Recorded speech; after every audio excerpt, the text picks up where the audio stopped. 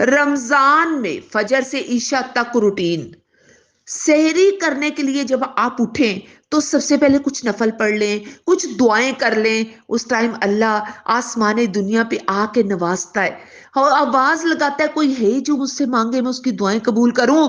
وہ دعاؤں کی قبولیت کا وقت ہے، استغفار کر لیں، دعائیں کر لیں، پھر سحری بنانے کے لیے کچن میں آئیں تو تلاوت لگا لیں، ٹھیک ہے؟ پھر سحری بہترین کھجور ہے وہ کرنی ہے، پھر فجر کی نماز کے لیے آ جائیں، اپنے برتن سمیٹ دیجئے، فَاذْكُرُونِي أَذْكُرْكُمْ، اللہ کو یادوں میں بسانا ہے، اللہ آپ کو یاد رکھے گا۔ چلتے پھرتے آپ اللہ کا ذکر کریں، سبحان اللہ، الحمدللہ، اللہ اکبر۔ پھر فجر کی نماز کے بعد برتن سمیٹ لیے، پھر آپ نے سونا نہیں کہ تھوڑی دیر لیٹنا بھی نہیں ورنہ نیند آ جائے گی، وہاں بیٹھے مصلے پہ صبح کے اذکار کیجئے، پھر قرآن کی تلاوت کیجئے۔ سورج نکلنے کے 15 منٹ بعد آپ اشراق کی نماز پڑھیں، ایک حج اور عمرے کا ثواب ملے گا۔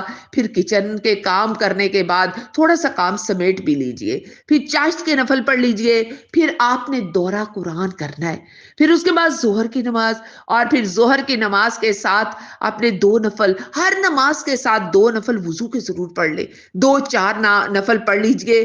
وسجد وقترب، سجدے کر اور رب کے قریب ہو جا۔ رمضان میں اللہ نفل کو فرض بنا دے گا۔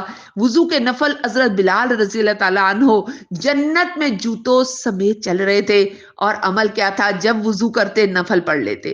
پھر آپ نے قیلولہ کرنا ہے، اور پھر عصر کی نماز پڑھ کے تھوڑا قرآن پڑھ لیجئے، پھر اس کے بعد خشوع خضوع والی نماز پڑھنی ہے، رکوع سجدے ٹھہر ٹھہر کے، اور یہ سوچ لیں یہ میری آخری نماز ہے۔